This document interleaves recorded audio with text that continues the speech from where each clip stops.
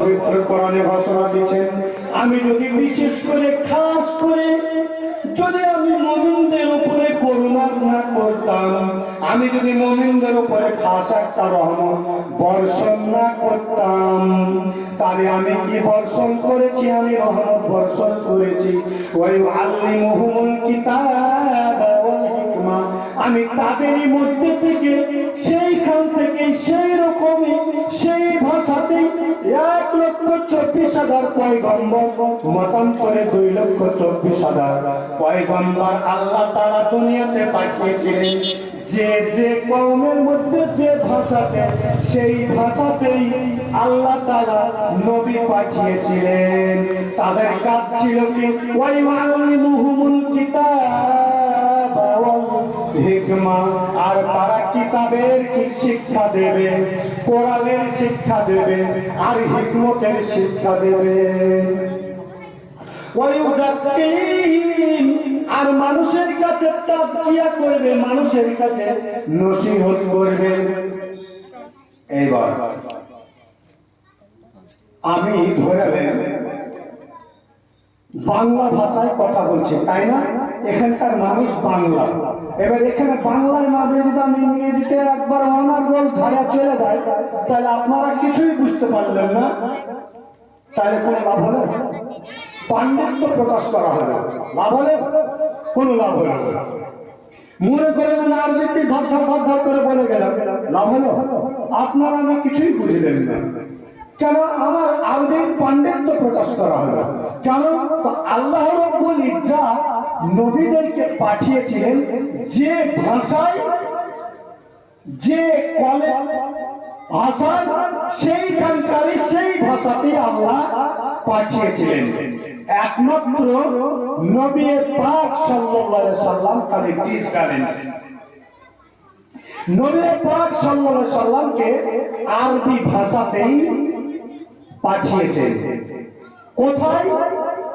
মক্কার মরুভূমিতে, বর্বরতার যুগে, যে যুগে আপনি আমি যত পৃথিবীতে অন্যায় রাহাজানি জুলুম দেখতে পাচ্ছি, সমস্ত অন্যায় গুলো ওই মক্কার মরুভূমিতে বর্বরতার যুগে আল্লাহ রাব্বুল ইজ্জাত নবী পাক সাল্লাল্লাহু আলাইহি সাল্লামকে পাঠালেন।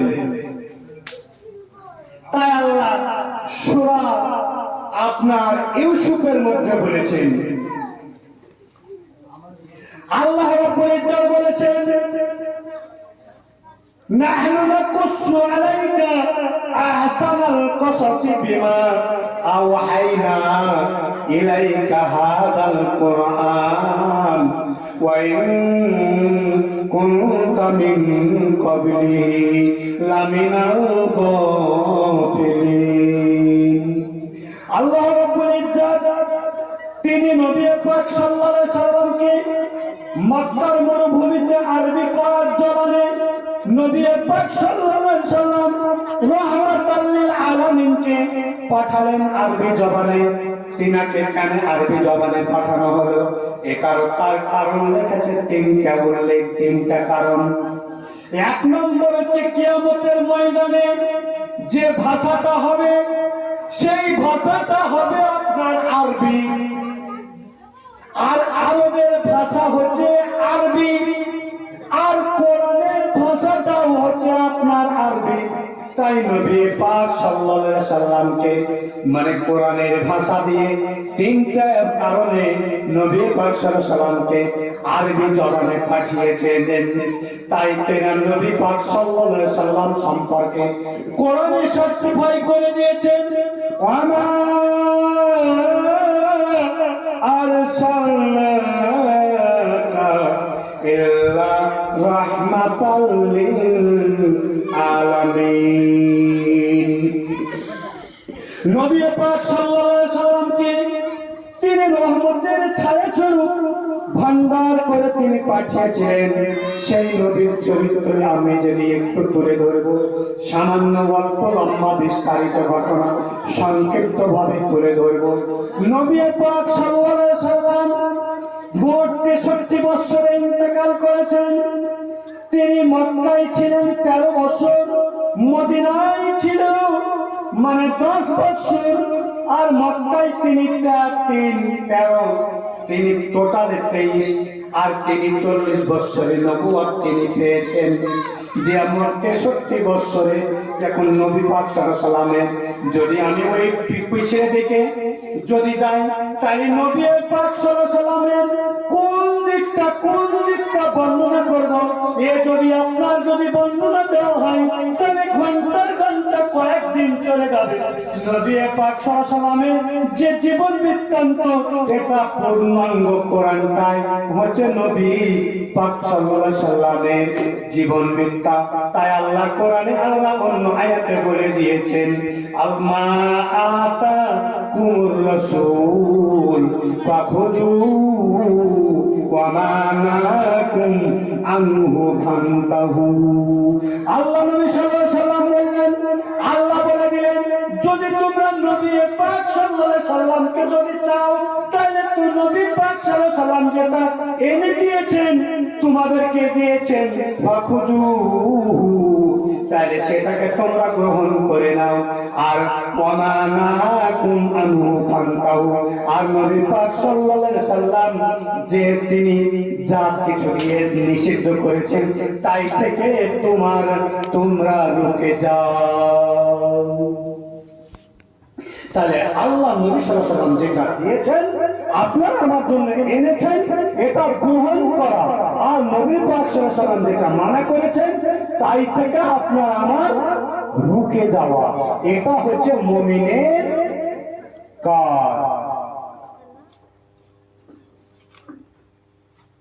আপনার আমার প্রত্যেকের একই কৃষ্টি কালচার হওয়ার দরকার।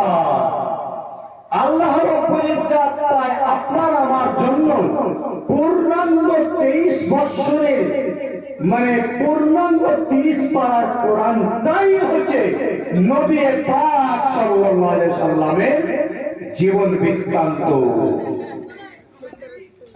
আল্লাহ রাব্বুল ইজ্জত তাই অন্য আয়াতে আল্লাহ বলে দিলেন, লাকাদ কানা লাকুম ফি রাসূলিল্লাহি উসওয়াতুন হাসানাহ। নবী পাক সাল্লাল্লাহু আলাইহি সাল্লামের যে তোমার উত্তম নমুনা, উত্তম তরিকায় হচ্ছে তোমাদের জন্য নমুনা। যাই বাবু, আমি একটু শুরু দিকে যাই। নবী পাক সাল্লাল্লাহু আলাইহি সাল্লাম যখন মক্কার মরুভূমিতে বর্বরতার যুগে তিনি যখন আসবেন, তখন আল্লাহ নবী সাল্লাল্লাহু আলাইহি সাল্লাম মায়ের উদরে মানে মা আমিনার উদরে তিনি যখন আসবেন, তখন তারা রাত আর দিন মানে দুইজনে তারা বিতর্ক চালায়।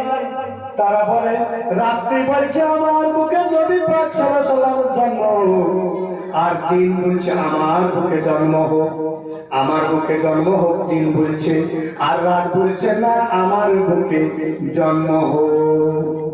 কারণ যে নবীকে সৃষ্টি না করলে সারা কুল কায়নাতের কিছুই সৃষ্টি হতো না।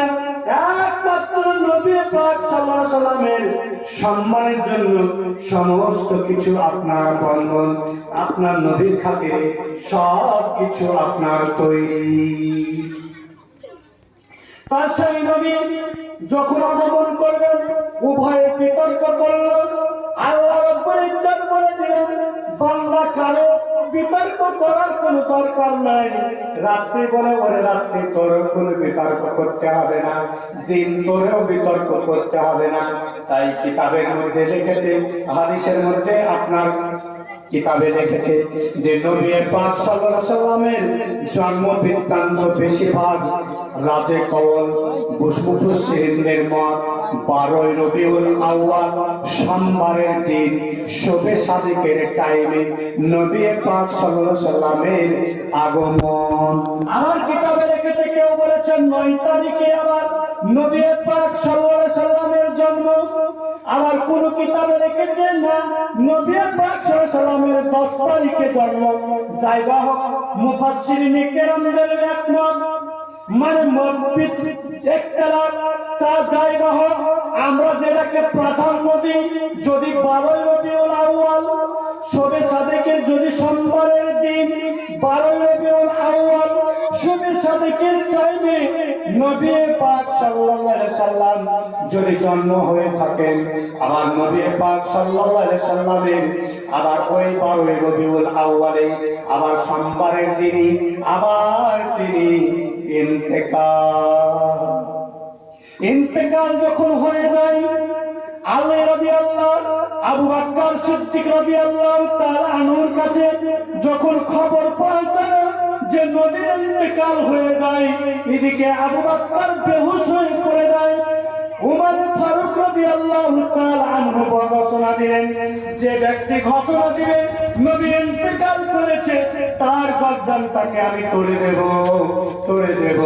কিন্তু আল্লাহ বলেন, মা কদ খালাক মিন ক্বাবলিহি রাসূল আফা ইম্মাতা আইকুর আও কুতিলান কলাবতুম ইলা আকাবিকুম। আবু বকর সিদ্দিক রাদিয়াল্লাহু তাআলা আনহু মসজিদে নববীতে সমস্ত মানুষকে ওয়েলকাম করে ডেকে বললেন, অত চিন্তার কোনো বিষয় নাই, এর আগে অনেক আম্বিয়াই কেরাম ইন্তেকাল করেছে, আমার নবী সত্যিকারে ইন্তেকাল করেছে। আবু বকর যখন এই আয়াত তেলাওয়াত করছেন তখন মনে হচ্ছে পবিত্র কোরআনুল কারীম যেন ওই মুহূর্তে অবতীর্ণ হচ্ছে। আমরা তাই আগেও বলেছি, আপন আপন কররে মন, আপন মোদের কে হয় নাই, আপন যিনি হবেন তিনি আছেন সোয়ে মদিনায়। আল্লাহুম্মা সাল্লি আলা সাইয়্যিদিনা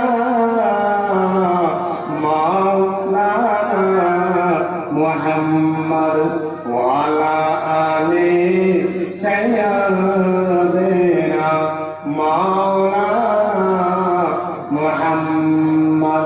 প্যারা হাজিরিন, আল্লাহ নবী সাল্লাল্লাহু আলাইহি সাল্লাম এইবার যদি একই দিনে মৃত্যুবরণ করে আবার একই দিনে যদি ইন্তেকাল করেন, তাহলে এবার আপনারে আমি প্রশ্ন ছড়লাম, আমি আপনাদের কাছে জানতে চাচ্ছি, আপনারা মনে করেন 1 মিনিটের জন্য আপনারাই হচ্ছে আমার শিক্ষক, আমি হচ্ছে ছাত্র, তাহলে যদি নবী যে সাল্লাল্লাহু আলাইহি সাল্লাম যে আসছেন এটা আনন্দের বিষয়, এটা খুশির দিন। আবার নবী যেদিন যাচ্ছেন সেটা হচ্ছে খুশির মানে দুঃখের দিন। দুঃখের দিন না দুঃখের দিন না দুঃখের দিন তো। তাই নবী সাল্লাল্লাহু আলাইহি সাল্লাম আবার যদি যেদিন যাচ্ছেন সেদিনও আবার দুঃখের দিন, আবার যেদিন আসছেন সেটা খুশির দিন, তাহলে একই দিনে খুশির দিন আবার দুঃখের দিন, তাহলে আপনারা আমরা কোনটা পালন করব এটা আপনারা আমরা একটু ভাবি। এবার এইখান থেকে আল্লাহ রাসূল সাল্লাল্লাহু আলাইহি সাল্লাম হাদিসের মধ্যে শিক্ষা দিয়েছেন, আল্লাহ রাব্বুল ইজ্জত শিক্ষা দিয়ে চাইতেছেন যে হে বান্দা, নবীর আসার দিনটা হচ্ছে আগমনের দিন, এটা অত্যন্ত খুশির বিষয়। বান্দা তুই এত খুশি বাজাবি না, এত খুশি বাজাবি না যে বান্দা কবরটাকে তুই ভুলে যাবি, এইরকম খুশি তুমি করবে না। আবার বান্দারে এত আকুল দুঃখ প্রকাশ করবে না, এত দুঃখ প্রকাশ করবে না যে বান্দা তিনি থেকে নার্ভাস হয়ে যাবে আর তুমি থেকে জ্ঞান হারিয়ে ফেলবে, এটা কখনোই করবে না। তুই মিডিল পন্থা অবলম্বন করবি। এটা আপনাকে আমার শিক্ষা দিয়ে গেলেন নবী পাক সাল্লাল্লাহু আলাইহি সাল্লামের। এটা ওয়েলকাম যে দেখো তুমি 60, 70, 80 বছরের জিন্দেগি তুমি যে দুনিয়ায় বসবাস করছো, এটা একমাত্র 1 সেকেন্ডের জিন্দেগি। এটা মুঠির মধ্যে। আজকাল মোবাইলের যুগ, আমি এখানে নসিহত করছি, ঠিক কারো না কারো নজরে আছে। এটা ছবিয়ে রাখতে পারছেন না, দেখেন একজোড়া ছবি করছিল, তার মানে আমার ফেসবুকে বাজাবে, তার মানে আমার কথাটা ঢাকে থাকবে না। বলতে চাচ্ছে আল্লাহ এটা শিক্ষা দিতে চাইলেন, বান্দা তুই 60, 70, 80 বছর যা বাদ ফিরে বাংলা এটা দুনিয়ার মানুষের কাছে মুঠের যুগ। মোবাইল এসে দুনিয়ায় তোমাকে মুঠের মধ্যে এনে দিয়েছে।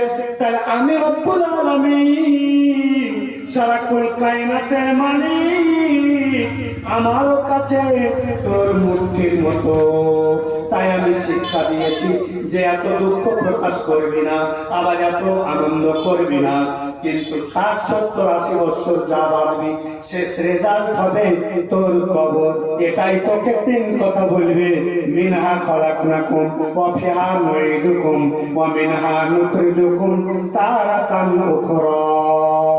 বান্দা তুই এত 60-70-80-90 বছর বাঁচলে আবার তুই 3 মুষ্টির মাটির ভিক্ষার মতো তুই চেয়ে থাকবি, যতক্ষণ পর্যন্ত আমি নবীর তরিকা বলে দিয়েছি। প্রতিটা মুসলমান যখন মরে যাবে তখন 3খানা, মার মেয়েরা হলে 5খানা, 7খানা, 5খানা ইত্যাদি যাই বাবু। তুই খালি হাতে এসেছিলেন, আবার খালি হাতে যেতে হলো। এটা তোর শিক্ষা দিয়ে চলে গেল। বাংলা তুই এটাই মেমোরিতে রাখবি, আনন্দে আত্মপ্রকাশ করবি না, আবার দুঃখ প্রকাশ করবি না। এই দুনিয়ার জিন্দগিটা হচ্ছে কিয়ামতের দিনের মোকাবেলায় এই দুনিয়ার মানে এক